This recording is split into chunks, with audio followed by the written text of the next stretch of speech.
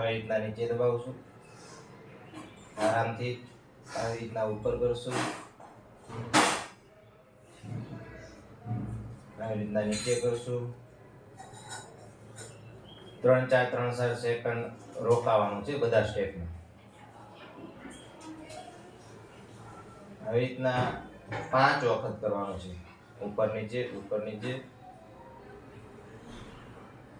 આ પહેલો સ્ટેપ છે. બીજો સ્ટેપ આવશે, પહેલા એક પગને વાળવાનો, પછી આને સીધો કરી અને બીજા પગને વાળવાનો. આમાં કોઈ જોર લગાવવાનું નથી, જેટલો વળે એટલો જ વાળવાનો છે. આપણે દુખાવો થાય એવી રીતના કોઈ સ્ટેપ કરવાના નથી. આ પણ એક પગ 5 વખત અને બીજો પગ 5 વખત, આવી રીતના બધા સ્ટેપ 5-5 વખત કરવાના છે. 2 સ્ટેપ પૂરા થયા. હું તમને બતાવવા માટે 1-2 વખત જ કરીશ, પણ આ બધા સ્ટેપ 5-5 વખત કરવાના છે. હવે ત્રીજું સ્ટેપ આવશે.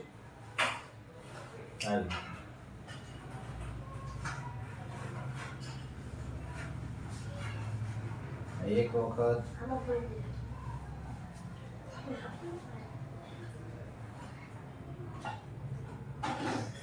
બીજી વખત, એવી રીતના 5 વખત આ સ્ટેપ કરવાનું છે.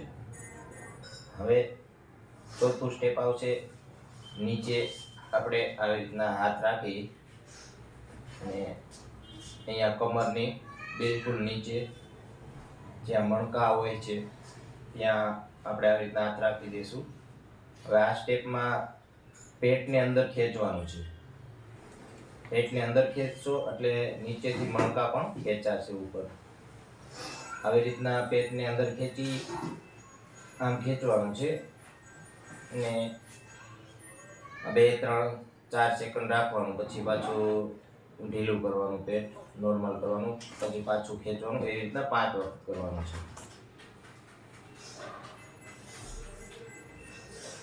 ચોથું સ્ટેપ થઈ ગયો. 5મું સ્ટેપ આવી રીતના આવશે.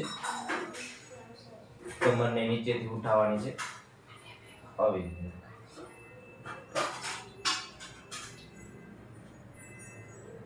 3-4 સેકન્ડ રોકાઈને પછી નીચે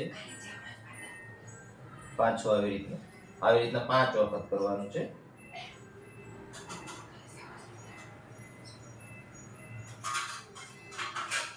આ સ્ટેપ 5 વખત થઈ જાય પછી ઊંધા થઈ જવાનું.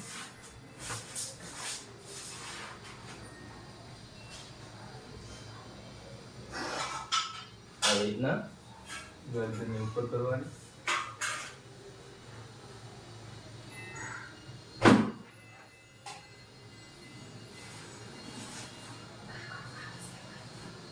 આ પણ સ્ટેપને 5 વખત કરવાનું છે. 5 વખત થઈ જાય પછી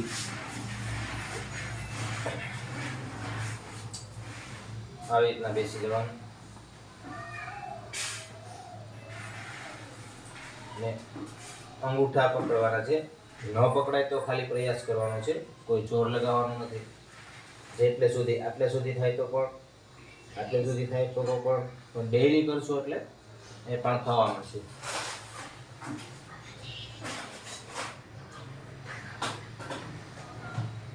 આ પણ 5 વખત કરવાનું છે.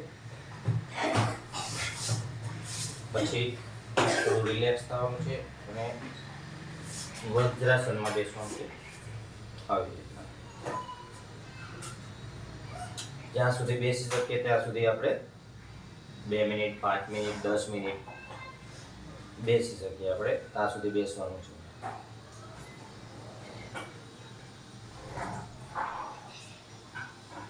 ઓકે, તો આ બધી જે સ્ટેપ છે એ આપણે મણકાના દુખાવા હોય, કમરનો દુખાવો હોય તો એમાં આપણે સપોર્ટ કરે છે. તો બધી જે સ્ટેપ છે આરામથી કરવાના છે, એમાં કોઈ જોર લગાવવાનું નથી.